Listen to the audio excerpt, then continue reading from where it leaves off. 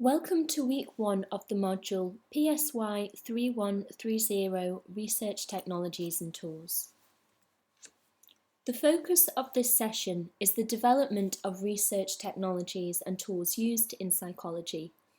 We will explore the birth of experimental psychology, psychology as a scientific discipline, behaviourism and what it has done for psychology, cognitive psychology, biological psychology, and then cognitive neuroscience.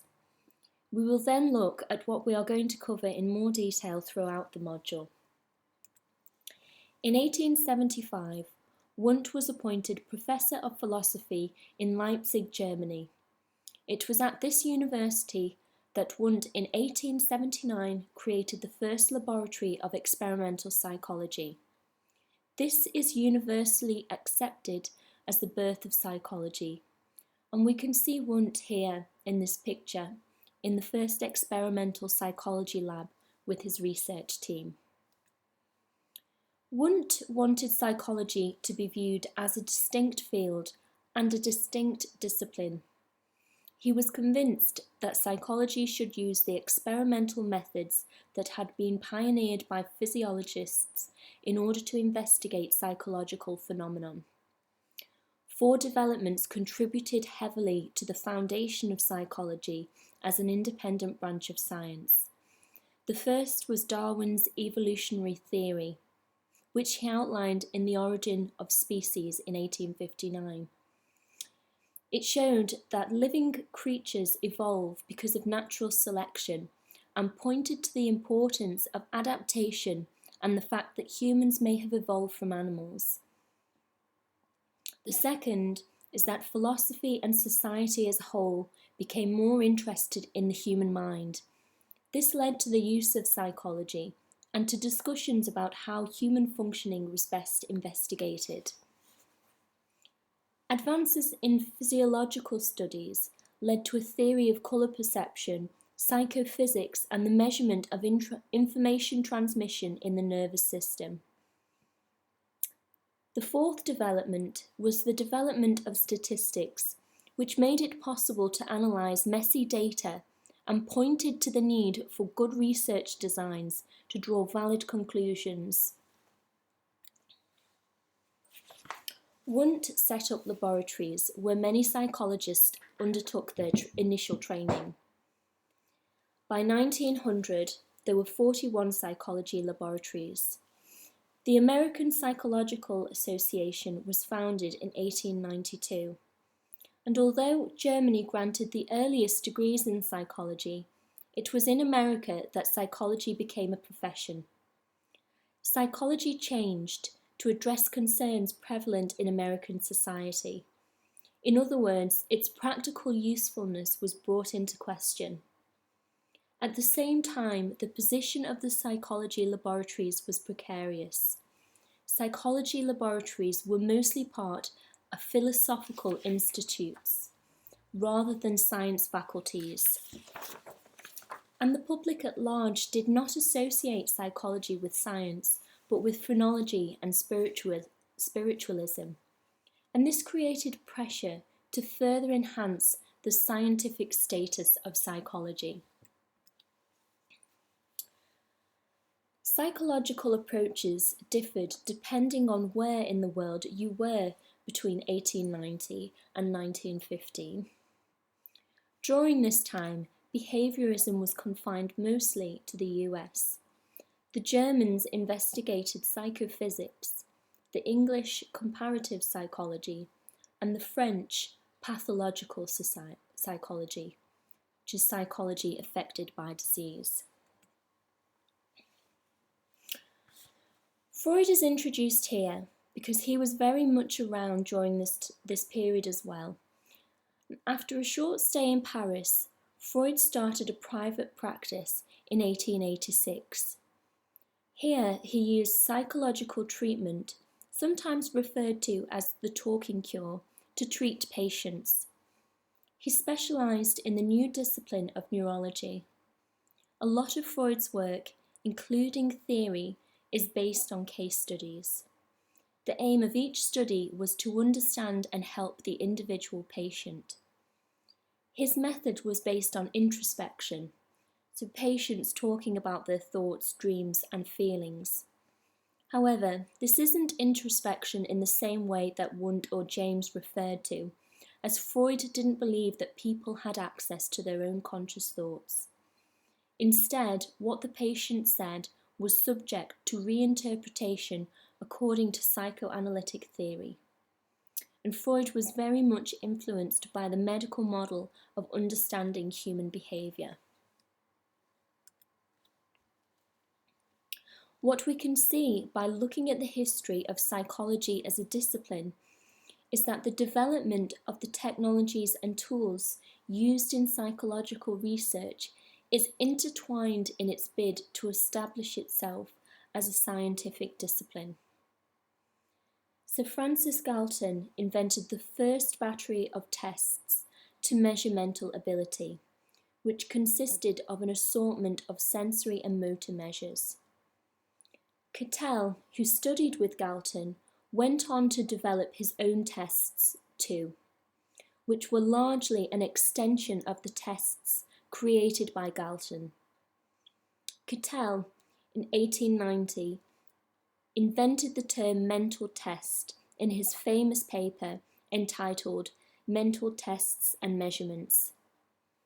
In 1905, Binet and Simon developed the first test to measure intellectual performance. The test underwent subsequent revisions, and in 1907, this test was published. Though this was not the final version of the test that they published.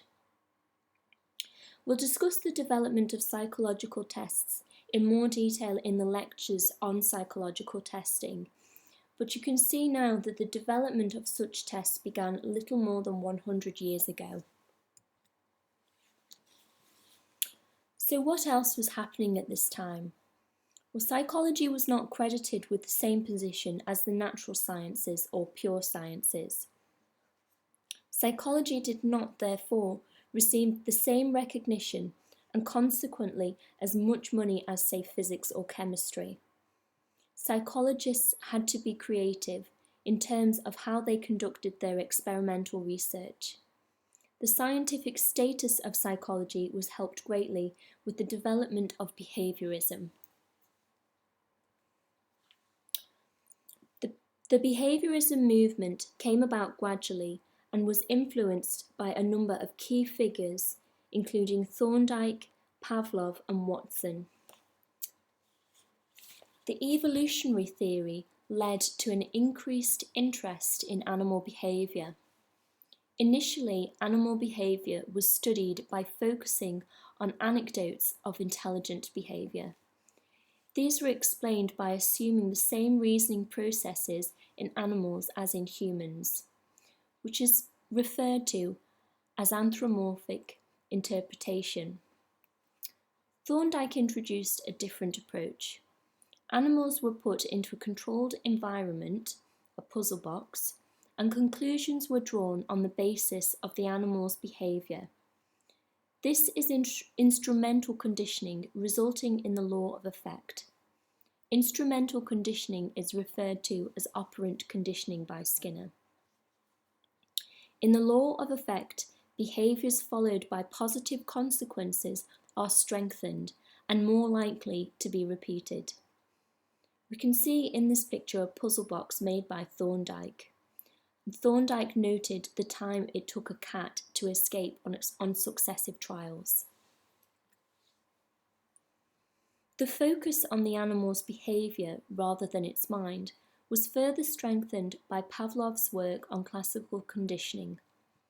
Classical conditioning is a form of learning in which an association is made between two events in the environment, usually studied with a stimulus that elicits a reflex-like response, for example, food in the mouth, resulting in salivation, to which a second, initially neutral stimulus is coupled. We are now all aware of the famous study of Pavlov's dogs. Together, these changes resulted in a research method that much more resembled the methods used in the natural sciences. In 1913, Watson, known widely for his Little Albert study, used his position as editor of Psychological Review to launch the Behavioural Manifesto. Psychology was defined as a purely objective experimental branch of natural science based on the prediction and control of behaviour. In the manifesto, Watson argued that previous research with introspection into consciousness had failed significantly. But things changed after World War II. And after World War II, experimental psychologists came to include mental processing in their models of human behaviour. Much of this came about through advances in technology. The existence of computers provided psychologists with a new metaphor to understand the mind and the nature of their own research. Because of these developments, behaviourism came under increasing pressure. The cognitive psychology movement began to emerge in the 1950s, and by the 1970s, academic psychologists identified themselves with cognitive psychology, not behaviourism. Today, cognitive psychology is still the dominant form of mainstream psychology. Some major steps in the emergence of cognitive psychology took place. Miller's 1956 article on the limits of short-term memory, showing that the human brain could be conceptualized as a computer with a limited capacity, i.e. 7 bits of information plus or minus 2, was a big development for cognitive psychology. And Neisser's 1969 book, titled Cognitive Psychology, was also published. This book not only summarised the evidence in favour of information processing in the mind, but also helped to establish the name for the new movement. There were many phenomena that behaviourists couldn't explain, such as the acquisition and development of language, and behaviourism fell out of favour. Cognitive psychology argues that observable behaviours are the result of information processing in the mind. So what we're saying here is that we are still concerned with the behaviour of individuals, but that this is the result of cognitive processes that take place in the mind. Eysenck and Keene state, we can define cognitive psychology as involving the attempt to understand human cognition by observing the behaviour of people performing various cognitive tasks. What we've spoken about so far are the movements that have taken place in psychology. So the introduction of experimental psychology, which marked the move from introspection and the need for psychology to be seen as a scientific discipline. The need for a better method of testing behavioural responses, the introduction of the first IQ test, and the introduction of behaviourism, which strengthened the status of psychology as a scientific discipline. We've looked at the introduction of the talking therapies and the move towards cognitive psychology. So where does psychology fit into all of this, and what about its development? There has been a long-standing interest in the study of the mind and the brain, and the question as to how a physical substance, in other words the brain, can give rise to our thoughts, feelings and emotions. In 400 BC, Hippocrates states that the brain is involved with sensation and is the seat of intelligence. In 387 BC, Plato taught in Athens, and he believed that the brain is home to mental processing. Hippocrates and Plato were really onto something. However, in 335 BC, Aristotle stated that the heart is the source of thinking and the brain is simply a radiator that cooled the heart. Aristotle thought that a runny nose was the cooling fluid coming out of the body.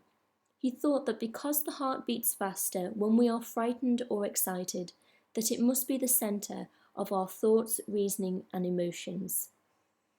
It may all seem a little bit silly now, but Aristotle was the first to give any serious thought about the way the body works. In 150 AD, the Romans made human dissection illegal, slowing down the understanding of human anatomy. However, in 157 AD, Galen became physician to the gladiators and observed the effects of brain injury on behaviour. He also practiced vivisection on pigs and primates. So Galen is perhaps one of the first neuropsychologists of the day. He made some big errors though. He proposed that imagination, reason and memory are located in the ventricles of the brain. Unfortunately, his views went unchallenged for over 1500 years. And we can see how this assumption has perpetuated in some of the historical anatomical depictions that we have on record. The image by Vesalius, the father of modern anatomy, depicts the ventricles of the brain in fine detail, while the cortex is drawn very crudely. Others, for example, de Voisin's, drew the surface of the brain like the intestines. It is only in the drawings of Gall and Spurzheim in 1810 that the features of the brain become recognisable. Gall and Spurzheim are the founders of phrenology. Phrenology rests on two key assumptions. The first is that different regions of the brain perform different functions and are associated with different behaviours. The second is that the size of these regions produces distortions of the skull and correlates with individual differences in cognition and personality. This first assumption is a key in advancing the discipline of biological psychology. Phrenology is one of the first accounts of functional specialization. However, the functional specializations of phrenology were not empirically derived and were not constrained by theories of cognition. For example, Fowler's famous phrenologist's head has regions dedicated to parental love, destructiveness, and firmness. Although phrenology has proven to be incorrect, the idea of functional specialization has endured into the modern era of cognitive neuroscience. The idea that different parts of the brain serve different functions paved the way for further developments in the 19th century, the most notable of which are Broca and Wernicke. Broca studied a patient called Tan who had suffered a stroke caused by a blood clot to the brain. He was unable to speak. He was called Tan because that was the only word he could utter. After Tan died, Broca looked at his brain and found that he had damage to the posterior inferior frontal gyrus in the left hemisphere. This confirmed the localization of function for speech production. And in 1874, Wernicke found that patients with speech comprehension problems all had lesions in the same area. Cognitive neuropsychology is the approach of using patients with acquired brain damage to inform theories of normal cognition.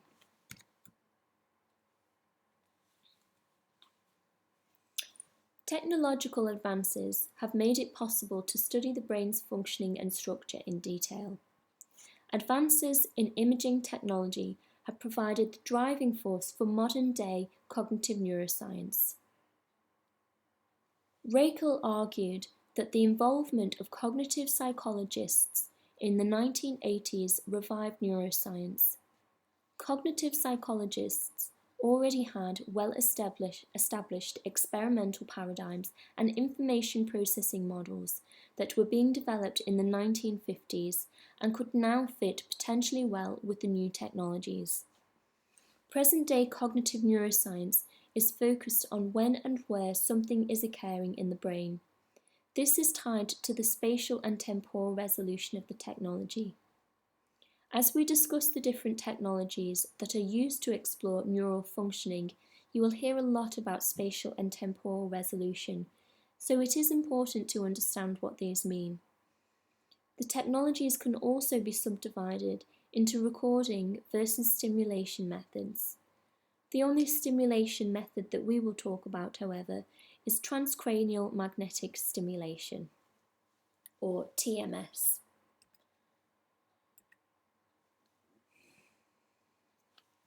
We can see here images of different pieces of technology. MEG is magnetoencephalography. PET stands for positron emission tomography. NIRS is near-infrared spectroscopy. EEG is electroencephalography. TMS, as we've said, is transcranial magnetic stimulation, and MRI is magnetic resonance imaging.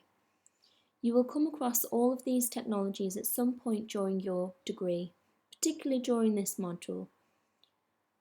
By now you will understand that they are not all doing exactly the same thing, though you might not have a working knowledge of their mechanisms. We will explore these in more detail throughout the module. Psychology has moved further away from sociology and closer to biology, a traditional scientific discipline. Psychology needs to utilise different research technologies and tools to answer important questions about human behaviour. Now psychologists tend to work within teams comprised of individuals from other professions, such as clinicians, statisticians, and medical physicists. Interdisciplinary research is the future for psychologists, and this is something we will touch on again in our future sessions.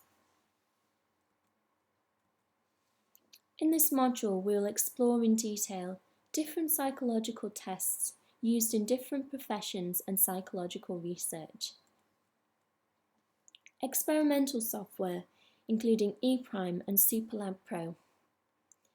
Measures of physiological responses, including hormones, electromyography, galvanic skin response, and blood pressure.